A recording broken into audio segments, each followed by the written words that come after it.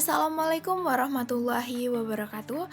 Perkenalkan, nama saya Dita Meliana dengan NPM 2042300071. Di sini saya akan menjelaskan tentang pembelajaran IPS di SD berdasarkan kurikulum yang relevan atau kurikulum merdeka. Sebelumnya perlu kita ketahui teman-teman, pembelajaran IPS memegang peranan penting dalam membekali peserta didik di sekolah dasar dengan kemampuan memahami lingkungan sosial, budaya, ekonomi, dan lingkungan secara kontekstual serta menyiapkan karakter pelajar Pancasila yang kritis dan mandiri melalui kurikulum merdeka yang memberikan kebebasan dan inovasi dalam proses pembelajaran.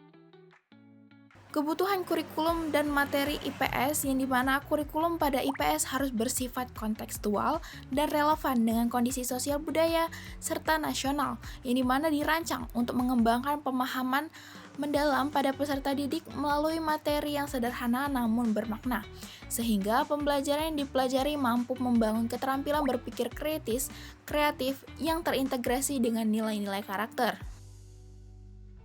Kebutuhan metode dan pendekatan pembelajaran yang dimana pembelajaran IPS di sekolah dasar harus menggunakan pendekatan tematik, proyek, dan pembelajaran berbasis aktivitas praktis yang menstimulasi partisipasi aktif, kolaboratif, dan komunikasi siswa, sekaligus mendukung eksplorasi pengalaman nyata yang menghubungkan teori dengan praktik kehidupan sehari-hari. Perencanaan pembelajaran dimulai dari analisis capaian pembelajaran nasional dan adaptasi sesuai karakteristik siswa dan lingkungan, dan di mana pelaksanaan pembelajaran dilakukan secara diferensiasi menyesuaikan kebutuhan kesiapan dan gaya belajar siswa melalui diskusi, observasi, eksperimen, dan simulasi.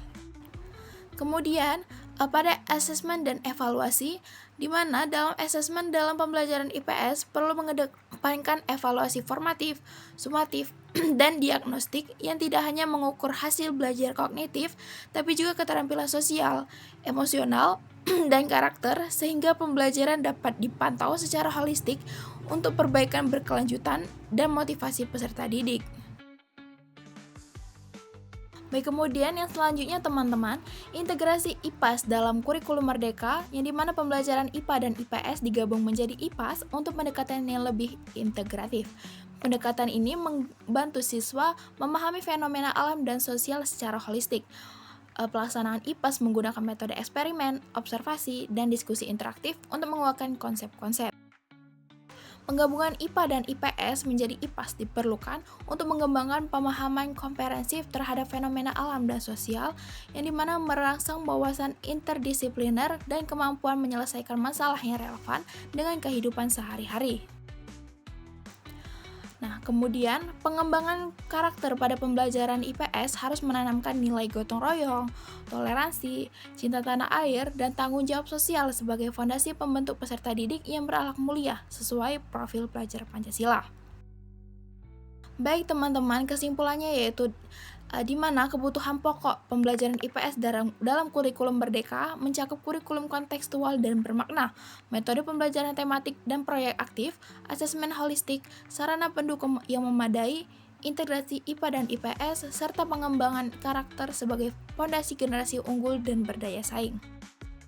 Baik teman-teman, sekian penjelasan saya tentang pembelajaran IPS dan di SD berdasarkan kurikulum merdeka. Terima kasih. Wassalamualaikum warahmatullahi wabarakatuh.